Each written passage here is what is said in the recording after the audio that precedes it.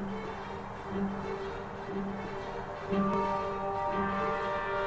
1888, in Provence, in the city of Arles, an event occurred that would enter modern legend.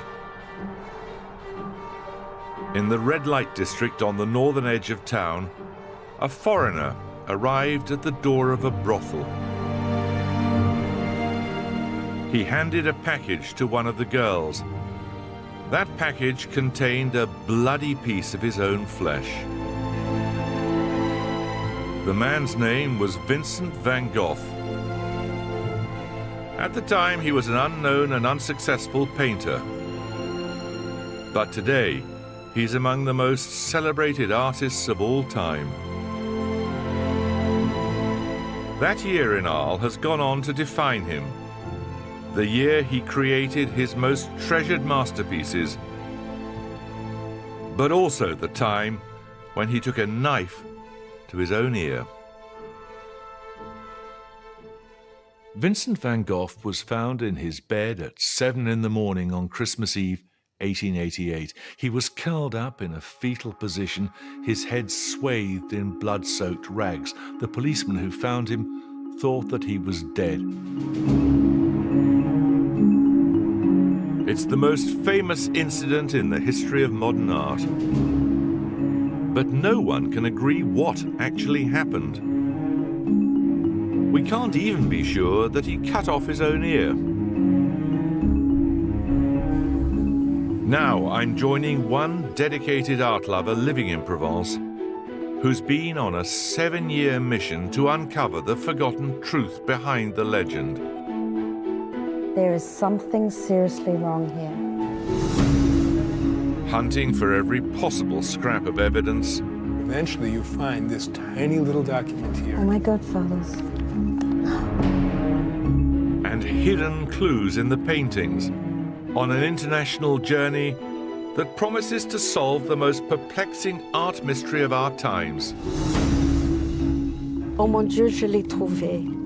Oh my God, I found it.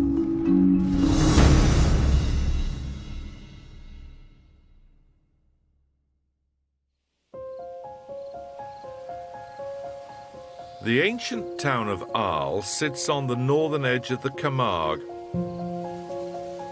a Roman city only 20 miles from the Mediterranean coast.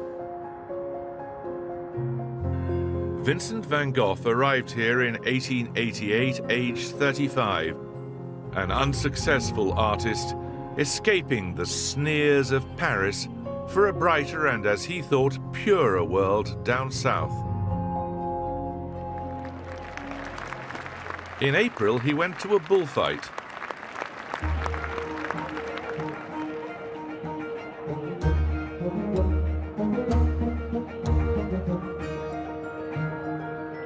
Culturally, this town sits between France and Spain, famous as a romantic place of cowboys and gypsies, with its own language, culture, and colourful costumes. When Van Gogh painted the scene, he focused on the exotic women in the stands, not the gory action in the arena. The crowd was magnificent, he wrote to a friend. The local women and girls in cheap, simple material in green or red or pink or Havana yellow.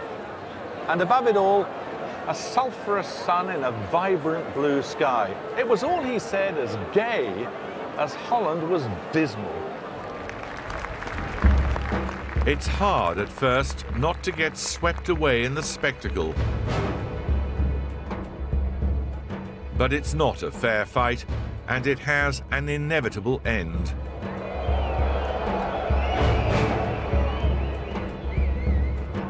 For local people, the bloody end of these poor animals is the explanation for Vincent's own bloody episode in Arles. There's a local yarn that says that Van Gogh's cutting off of his ear and sending it to his girlfriend is explained by bullfighting, because at the end of a successful contest, the bull's ear is cut off and sent to a lucky recipient in the audience. Unfortunately, the facts get in the way of this local legend. When Vincent was here, they didn't cut off the ears. That's a tradition they've imported from Spain. What happens here is, for the most part, impenetrable to outsiders, but the local story can't always be trusted. It's for that reason that Van Gogh's time here is so misunderstood.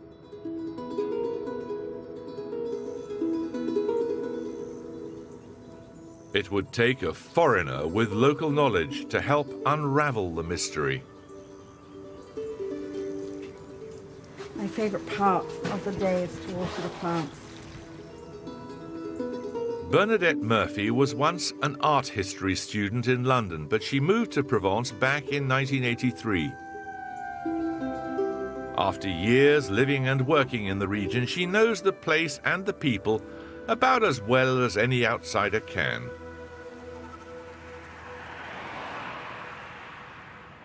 I'm a foreigner, fair enough, but there's also another term which they use here, an étranger. It means somebody who's not from their environment. So you'll always be probably an étranger in Provence, but slowly I'm pretty well integrated now. Bernadette became fascinated by the stories told about Provence's most famous étranger, Vincent van Gogh. She was astonished to discover how little was known for sure about his story and the night he's said to have cut off his ear. I kept thinking, aren't there police records? You know, aren't there medical records? How comes there's so much ambiguity about the whole story? And I thought, you know what? I'm going to look into this a little bit further. And so the adventure began.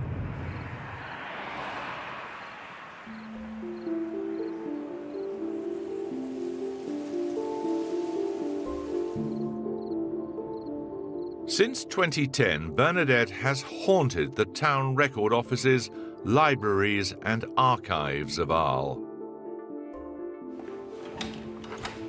Ah, bonjour. Ça va? Ça va? Her great advantage was that she had local knowledge and connections, and she knew her way around French bureaucracy. C'est Robert, et puis le troisième.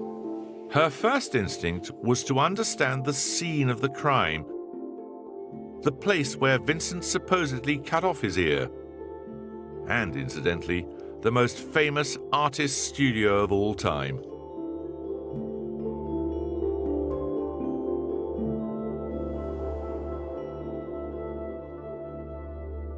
The Yellow House was both the inspiration for some of Van Gogh's most memorable paintings and the studio where many of his masterpieces were painted. It was on the northern edge of the city, on Place Lamartine, until 1944, when it was bombed in the war.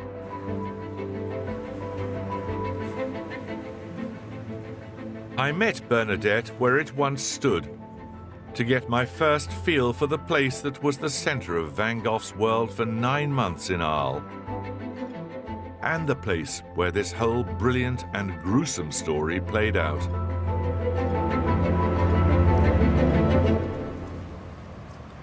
You're actually standing more or less on the site of the Yellow House. This part of the Yellow House was the entry doorway, and the Yellow House wasn't flat at the front, it was sort of slightly triangular. So over this way, this would be part of the studio, and above my head was Vincent's bedroom. But that building there is very recognizable from the painting, isn't it? It's the only one really that still exists. And how did Vincent van Gogh end up living here? He arrived in Arles, the station was over there, and he walked through the gates that are over there, into the city, and took a room in a hotel.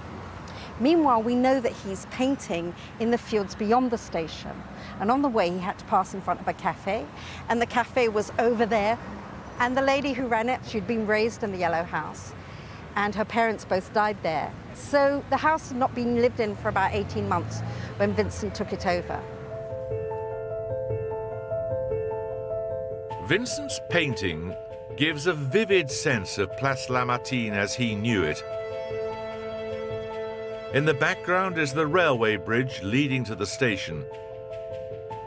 In the foreground, roadworks where the gas main was being installed. And in the streets, his neighbours mill about on their way to and from the greengrocer. It's an image bursting with optimism. And yet it was behind those pretty green windows that he supposedly cut his own ear. How did Van Gogh's life in Arles go so very badly wrong?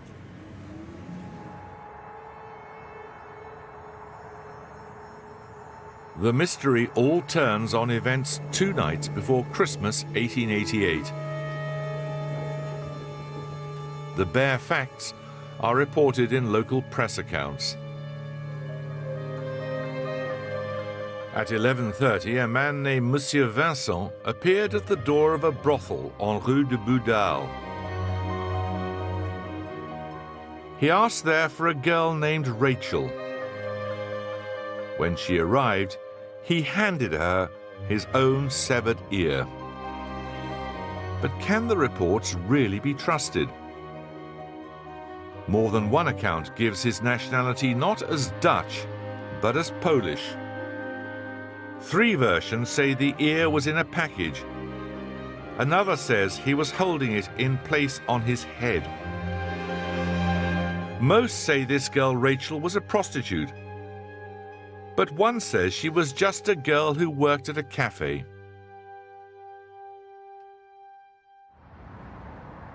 With so many inconsistencies, Bernadette was determined to find out what, if anything, was true, even the fact that he cut off his ear.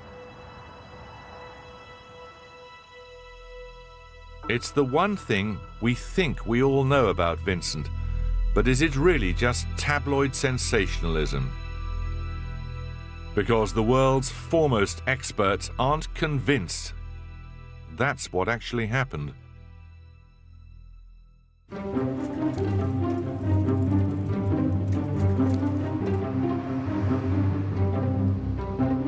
In Amsterdam is the beating heart of the world of Van Gogh. The Van Gogh Museum, founded by his descendants. This magnificent museum holds the world's largest collection of his paintings, and it's visited by nearly 2 million people a year.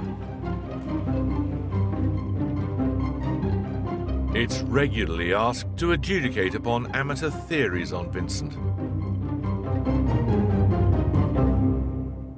We're a museum about a very famous artist. And many people are always obsessive about the artist in the sense that they tend to think that they've got a personal relationship with him. And I have to tell you that there are many, well, I call them amateur historians, who are interested in questions of Van Gogh and tries to solve them by themselves. And Bernadette is such a person. Bernadette has been given access to the museum's own research centre. Great, great. Thank you. She has asked to see the evidence which seems to cast doubt on the story that he cut off his ear.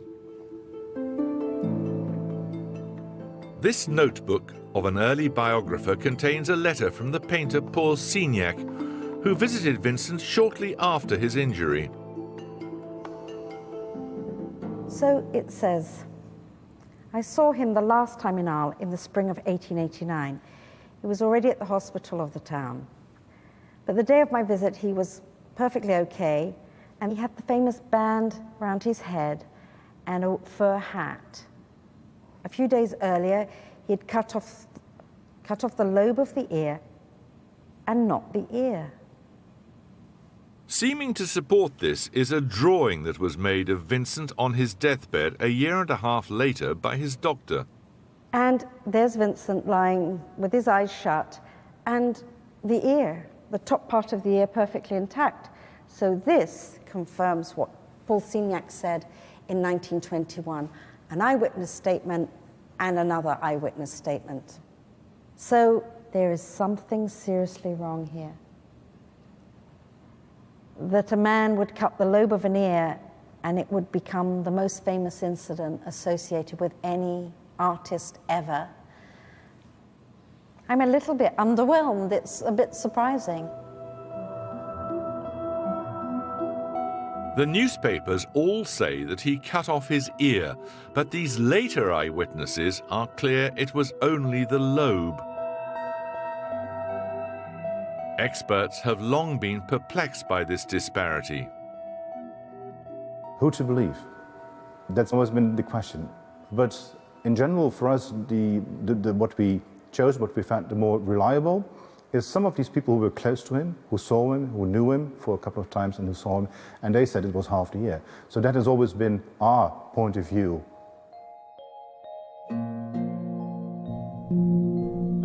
Was the ear incident a major crisis? Or was it just a minor event that's been sexed up over time?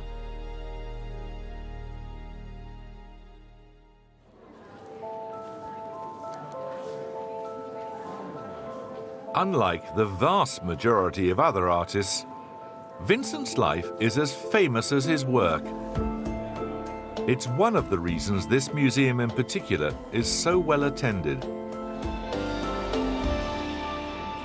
Of course, Van Gogh isn't the only artist who could pack out a gallery day after day, but what is unusual about him is the extent to which his personal story is tied up in our appreciation of his paintings.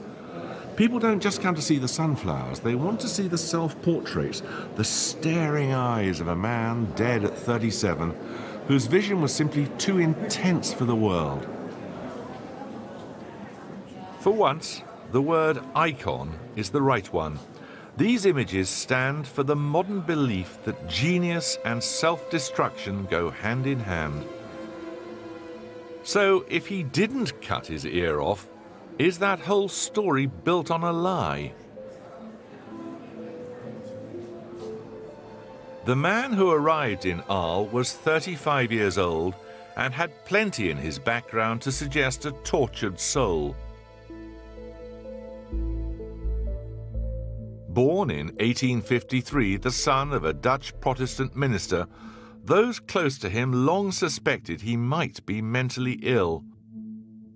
He was unable to sustain careers as an art dealer, a pastor, or as a teaching assistant. Instead of respectable relationships, he was drawn to peasants and poor street women, the only people who would put up with his weird, fanatical personality. You have a person who is alternately unbelievably depressive or unbelievably manic, and also attached himself to people. If he found a friend, he wouldn't let that person go. But he was also terribly argumentative. So that left him literally in a life with almost no friendship and with a family that despaired over him. There were times in his life when he was so lonely that the only person he spoke to during the day was the waitress at the cafe who he ordered his lunch from. So few of us can imagine the sheer agony of being Vincent van Gogh. The one person who stuck by him throughout was his younger brother Theo. Theo was a successful art dealer, and it was he who took up the burden of setting Vincent back on the straight and narrow by offering to fund a new career for him as a painter. But he was unable to sell any of Vincent's dour early work. In February 1888, Vincent was a failed painter, totally dependent on his brother, and suspected by many of being mentally ill. That seems easily enough to explain a nervous breakdown.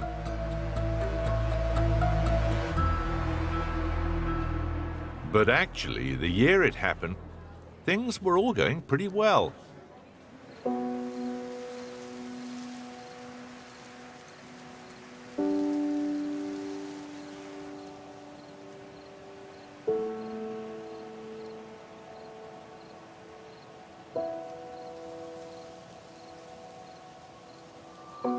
On February the 20th, he moved down to Arles, and there he took off on daily treks into the countryside in search of inspiration for a new kind of art. When you think of the heat and the fact that he was carrying an easel and canvases, these walks must have been real marathons. What seduced him were the colours. He had abandoned completely the dreary old greys and browns of Northern Europe, and here in southern France seemed to have discovered an entirely new world. To us, the landscape around Arles is quintessential Provence. But in Vincent's mind, it was dazzlingly alien. But whether it was the rich colours that surrounded him, or simply the fact that he was away from critical eyes, on these lonely country walks, he finally found his painting style. When he got where he wanted to be, he attacked the canvas. "I follow no recognized system of brushwork," he said. "I hit with irregular brushstrokes which I leave as they are. I'm tempted to think that the results will be so worrying and annoying as not to please people with preconceived ideas about technique." He was right. No one understood it at the time. But now we see his works in Arles as his masterpieces.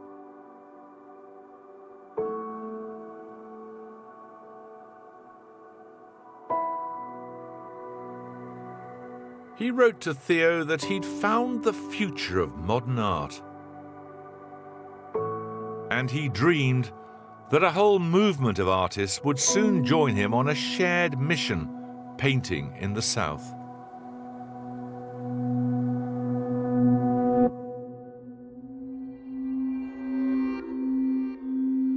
But what was it that changed Vincent from this optimistic dreamer into a mental patient capable of self-harm? Bernadette is convinced the answers have to lie in the town of Arles itself.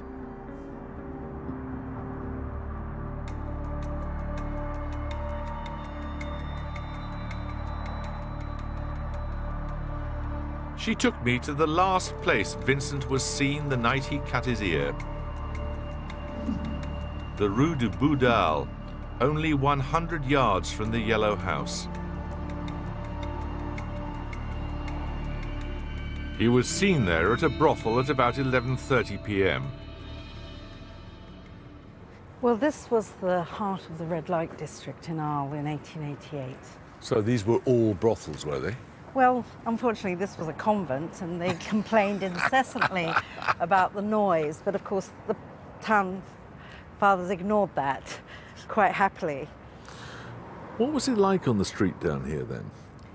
I would imagine a pretty lively place.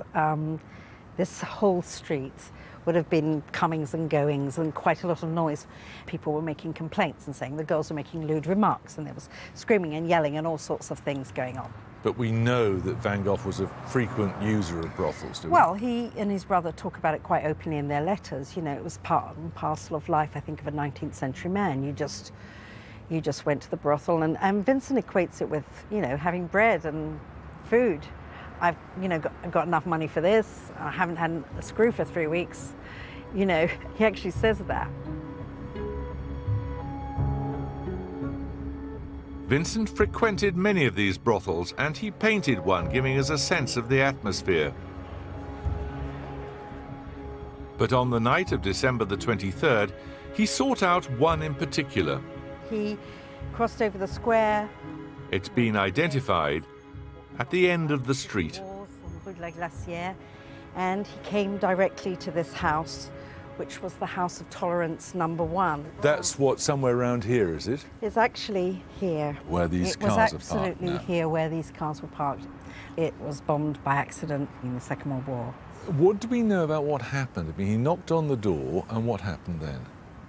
Well, Around 11:30 he turned up here, but he doesn't seem to go into the brothel. He asks for this girl called Rachel.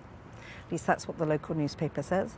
And presumably she came out into the street, and he hands her a parcel. And he gives it to her and says something that seems almost biblical in reference. He says, take care of this, look after this, carefully do this.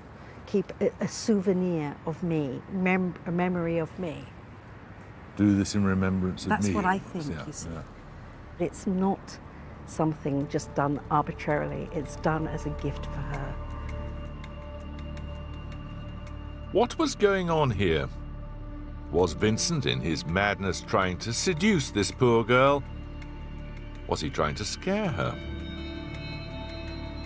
Most intriguingly, he knows her. He asks for her by name. If we can find out who she was, maybe we can work out what he was doing and thereby understand the act itself a little better.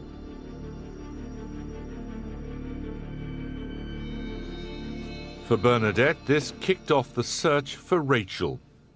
A search in its way as intriguing as the question about his ear.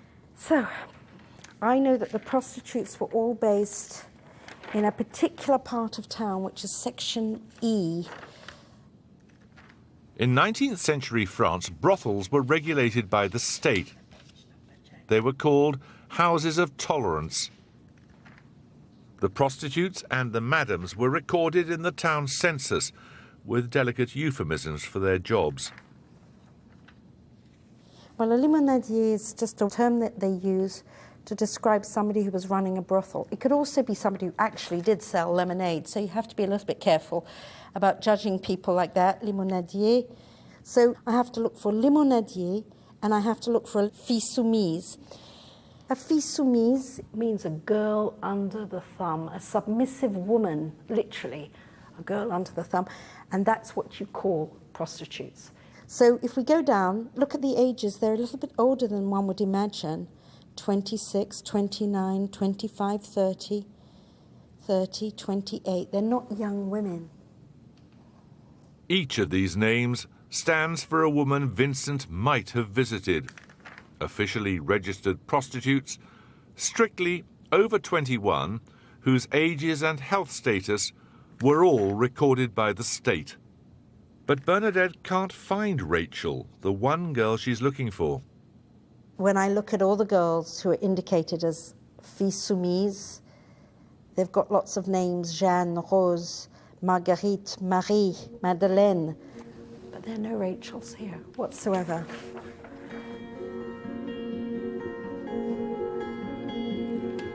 Bernadette spent months trying to get to the bottom of this question. Why were there no Rachels in the town census?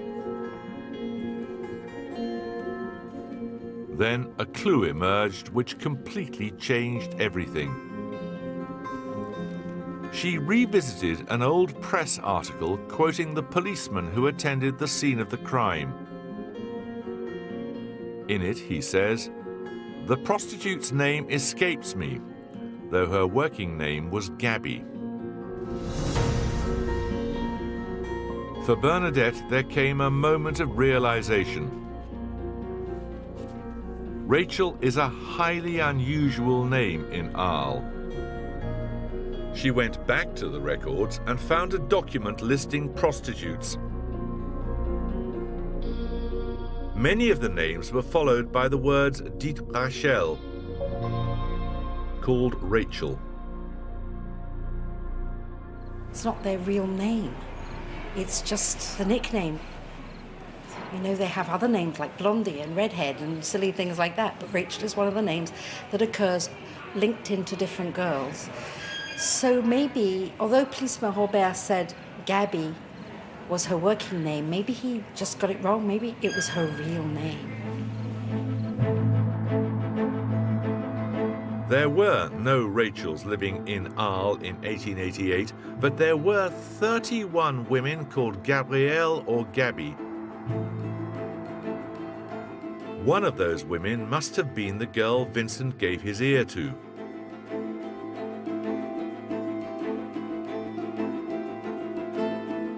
If we can learn her identity, we may be able to understand what led him to give her his ear, or part of it. But there's another crucial character in this story who's far easier to track down. In the weeks before he cut his ear, Vincent had been living cheek by jowl with another great post-impressionist, the notorious Paul Gauguin. Gauguin was a very complicated and interesting painter, and a very great one, but he was sort of a jerk. He had a very high opinion of himself, but he also must have been terribly charismatic, because not only did he draw women to him, but he also drew acolytes. One of his admirers was Vincent van Gogh. Gauguin was the man he went to first when Vincent hit upon a plan to reinvent the Yellow House as an artist's studio or brotherhood.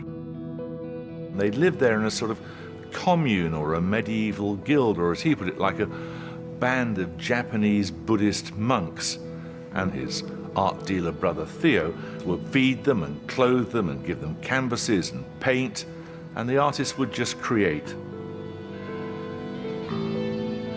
Vincent spent weeks writing to Gauguin, persuading him to join him in his utopian idea. The sunflowers were painted to decorate Gauguin's bedroom. He bought 12 wicker chairs for the brother artists, and one ornate chair for Gauguin himself, whose age and success meant he would be the father superior in their community. But the real Gauguin couldn't have been more different to Vincent's monkish ideal. A canny ex-banker, self-publicist, and serial adulterer. He arrives in Arles, this ladies' man who has a pretty strong ego, and he finds himself in this house with this very difficult person with almost no self-esteem, who doesn't believe he can possibly find a woman to sleep with without paying her. And it's a terrible situation. He's only there because Theo is paying him to be there. And almost within days of arrival, he's sending his friends back in Paris letters saying, I got to get out of here. I can't possibly take this any longer. Van Gogh's dream of brotherhood was doomed from the start. Not only did he and Gauguin have different personalities, they disagreed about art.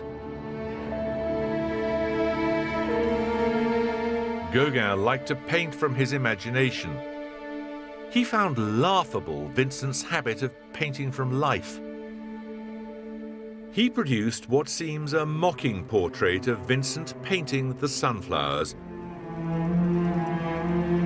Vincent looked at it and said, "That's me all right, but me gone mad." According to Gauguin, there's a sequel to this story. After he had shown Van Gogh the painting, the two of them went to a bar where Van Gogh ordered a glass of absinthe.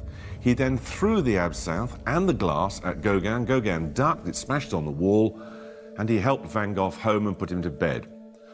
The next morning, Van Gogh woke up, saying, "My dear Gauguin, I have a dim recollection that I fear I may have offended you last night." Vincent's dreams of artistic fraternity were turning into nightmares, and he was losing control of his fragile mental health. All was not well inside the Yellow House.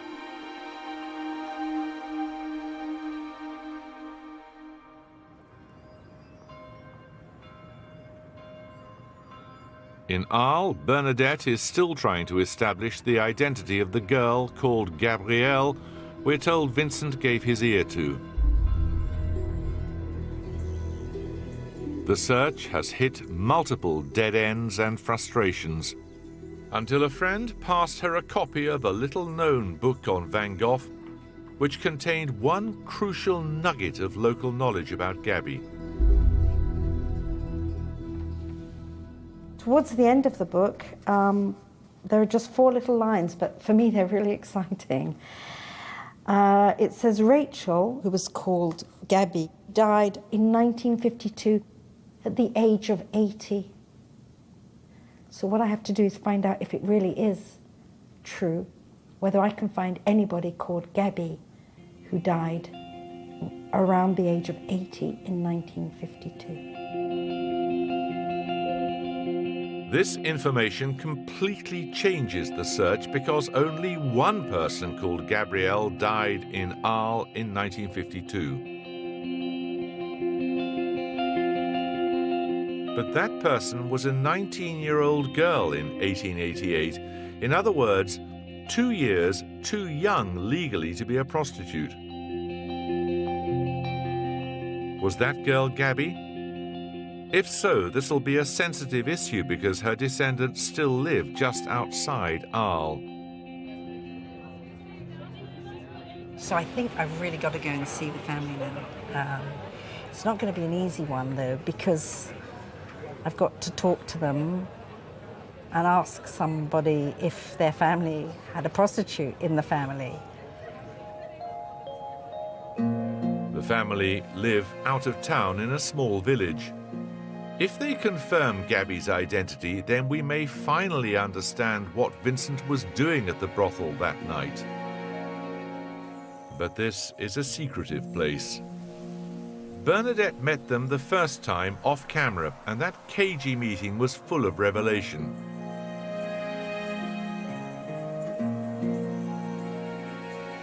So we travelled there again, in the hope of an interview.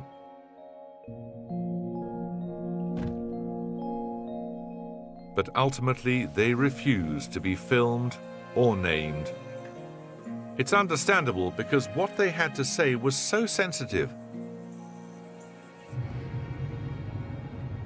The man looked at me and said, "Oh, Rachel's my great-grandmother."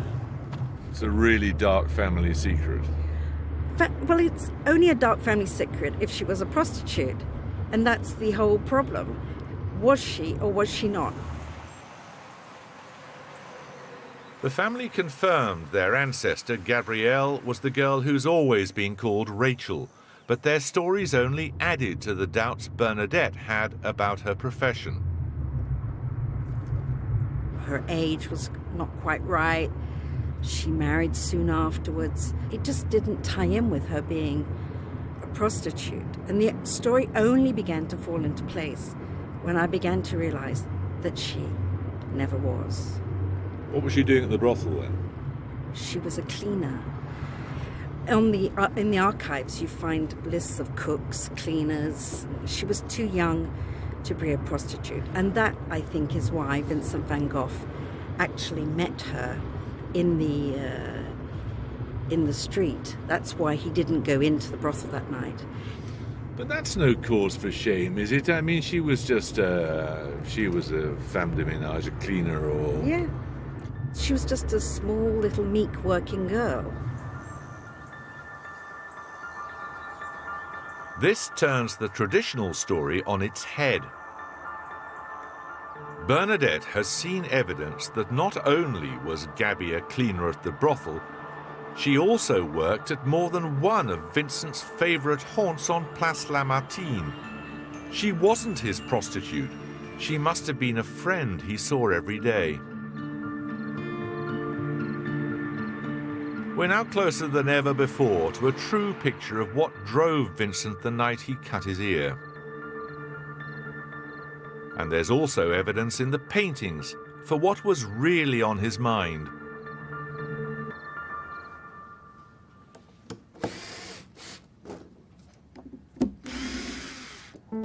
The Krullenmuller Museum, in the heart of the Dutch countryside, has brought out for inspection one little-known canvas by Van Gogh.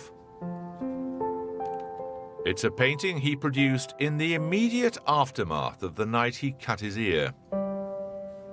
And it has proved a mine of clues for experts as to Vincent's state of mind that night. Marika, what do we know about this painting? We know it's one of the first paintings that Van Gogh made after getting back home when he was in the hospital, on which he just arranged a still life with onions in the middle and a bottle, a coffee pot. This is a medical book, isn't it? It's a medical book for home use. This is a painting of the objects Vincent's mind dwelt upon as he tried to come to terms with what he'd done. Research has focused on the letter in the bottom right-hand corner, which, we now know, he received the very morning of the incident. A message from his brother. We know that because his handwriting is discernible. We also know that the envelope was stamped 67, and that's the number of the post office where his brother went to, near his apartment in Paris. And then there is a franking mark here saying Jour de l'An, and it was used during Christmas and New Year. So that's how we know that it must have been sent end of December. Do we know what was in the envelope? There's a theory that this is the actual letter in which his brother announces his engagement to Jo Bonger. And why would that upset him? Well, Theo to him was his dearest friend. He supported him emotionally and financially. He sent him about 100 francs a month. So he might have been afraid of losing that, and it might have contributed to his mental breakdown. On December the 21st, 1888, Vincent's brother Theo became engaged to his fiancée, Joanna. Van Gogh received the news on December the 23rd, the same day Gauguin told him he was leaving. Was this the moment Vincent lost his grip on reality? In the Yellow House, did his mind teem with thoughts of his brother's happiness and Gauguin's betrayal? Gauguin himself later recorded Vincent's erratic conversation.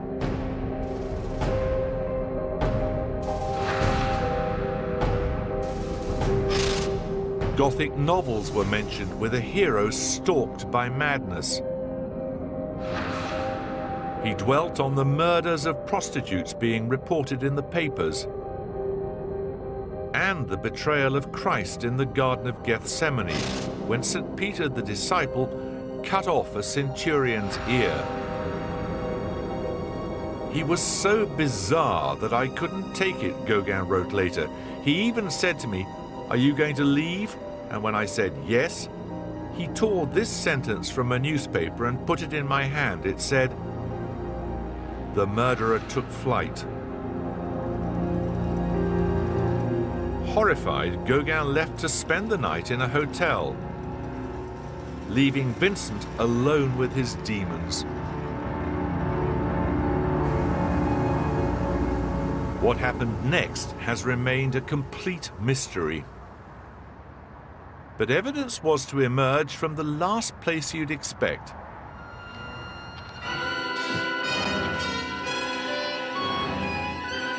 In 1956, MGM Pictures released Lust for Life, starring an Oscar-nominated Kirk Douglas as Vincent van Gogh. Its overblown score and dramatic performances cemented in our minds the Van Gogh of legend, slicing off his ear in a fit of madness. Experts have long since dismissed this version as histrionic. But ironically, this scene led Bernadette to a clue that ended up being crucial.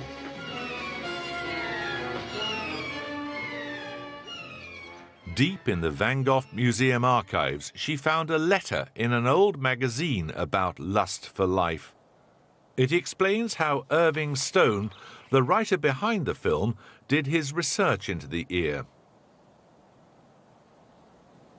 This is a letter that's dated 1955. I'd originally rejected it because it was so recent, and it's a reply to a man who had questioned Time magazine, who had done an article on Vincent van Gogh and talked about him having cut off his whole ear. This man had written and said, no, he only cut off the lobe, everybody knows that, Paul Signac said. So And this is from the editorial offices, and it says, when Irving Stone, the author of Lust for Life, was in Arles, he visited Dr. Felix Ray. Dr. Ray was the only man still alive who had seen Vincent van Gogh without his ear.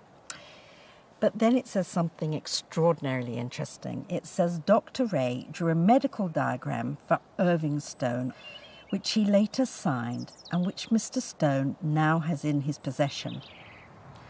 It's dated 1955, so what I need to know is Felix Ray's medical diagram still somewhere?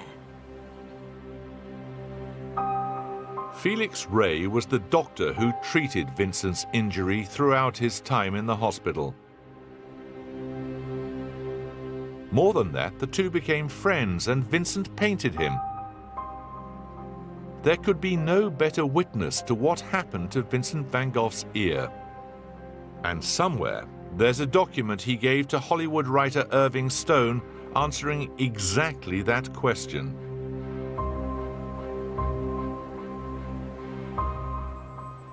The Irving Stone archive is kept in Berkeley, California.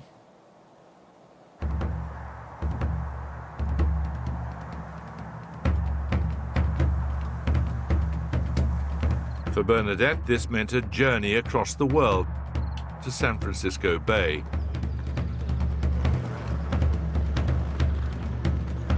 She's been emailing Berkeley's archivist David Kessler, trying to track down Felix Ray's elusive drawing.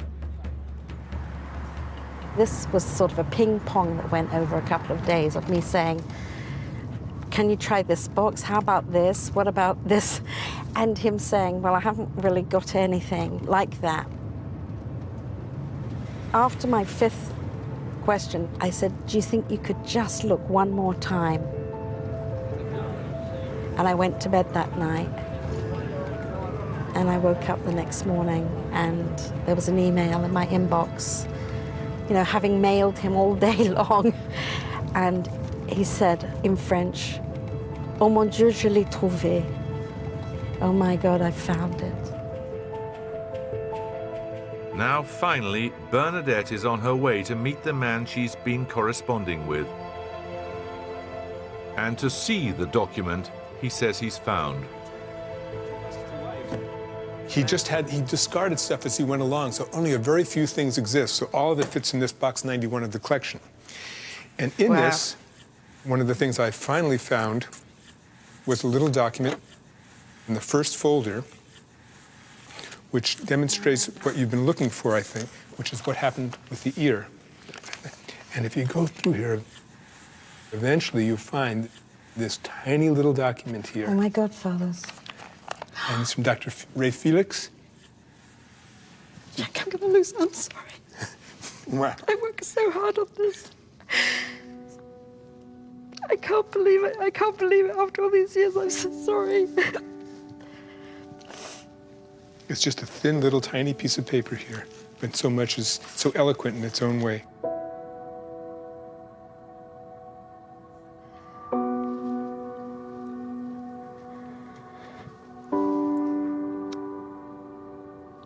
This is from Dr. Felix Ray. I can definitely say that's his signature. It's dated the 18th of August, 1930. And it's unbelievable. It's a before and after drawing, you know. And it says, I am so happy to be able to give you some information that you asked me concerning my unhappy friend, Van Gogh. I do hope that you glorify the genius of this remarkable painter. Cordially yours, Dr. Ray. And basically, it's a drawing of an ear, and there's a dotted line, and it says the ear was cut with a razor following the dotted line, and the aspect that is left of the lobe of the ear. That's what it looked like afterwards. So it really documents that he removed his whole ear. It must have been an incredibly painful thing to do, and it's what was going through his mind at that time must have been really remarkable. Well, I've been working, I think, as you know, on this for some time, and you just, when you finally get to see something, you realize what a really gruesome thing happened.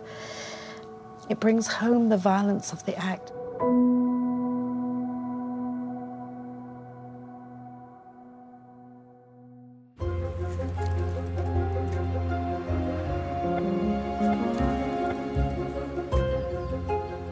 Now in Amsterdam, Bernadette has brought a copy of the document for verification by the Van Gogh Museum.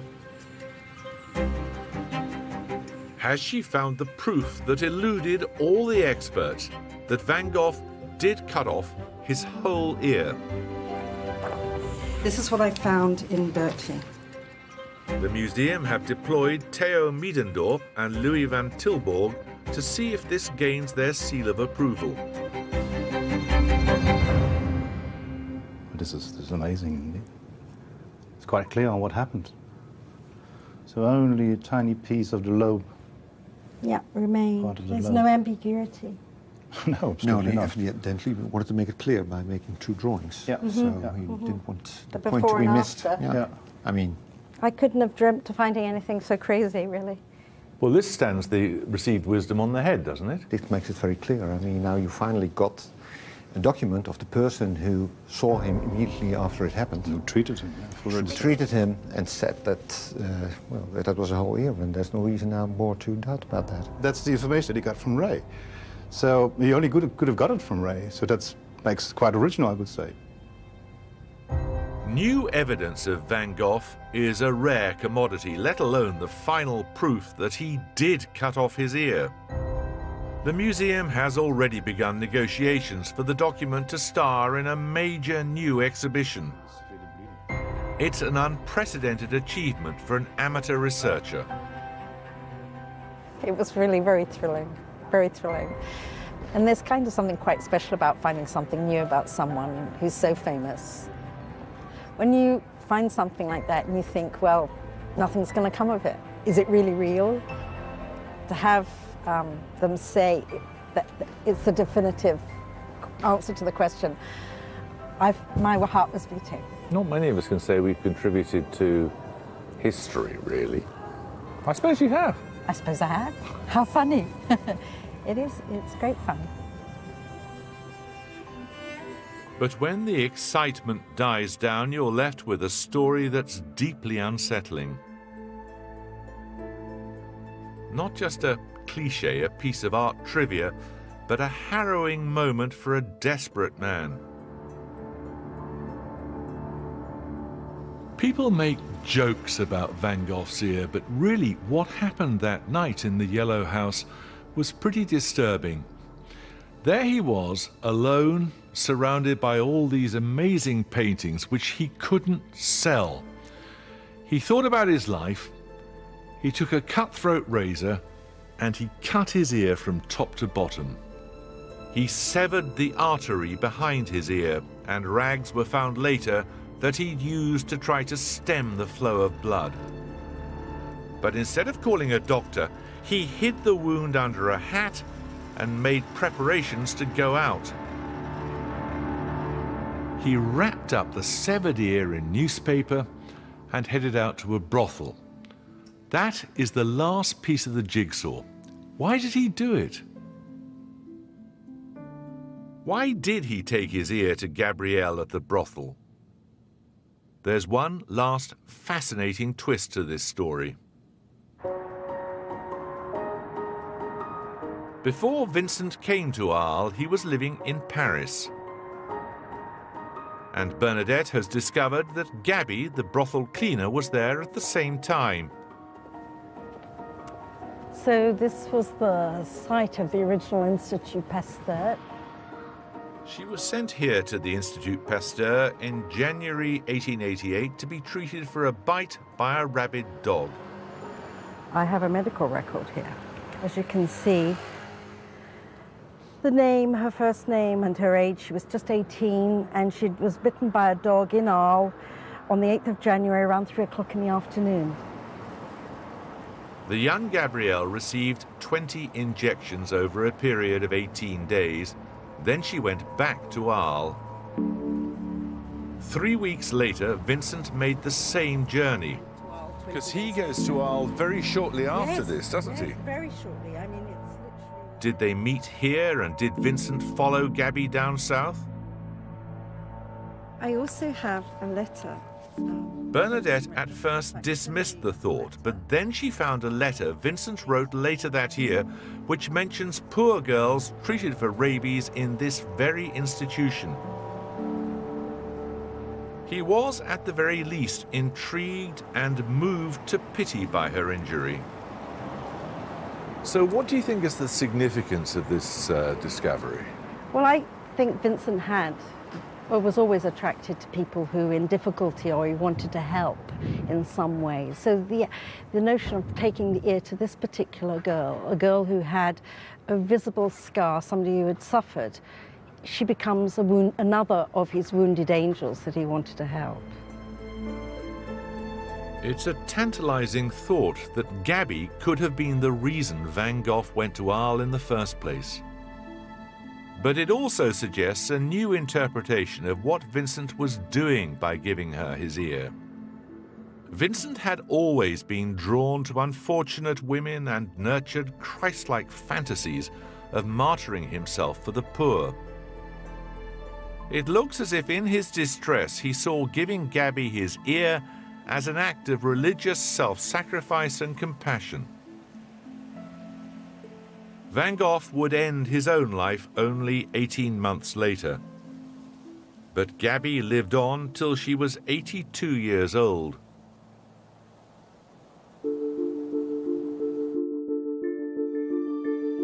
This odyssey has transformed the whole debate about that night. This dangerous madman and this supposed prostitute have been shown for the real suffering people they were. And that presents a different picture of the man behind the canvas. Knowing what happened that night, knowing the whole story, changes entirely how you see these paintings. They're no longer just familiar masterpieces, but you see them entirely afresh.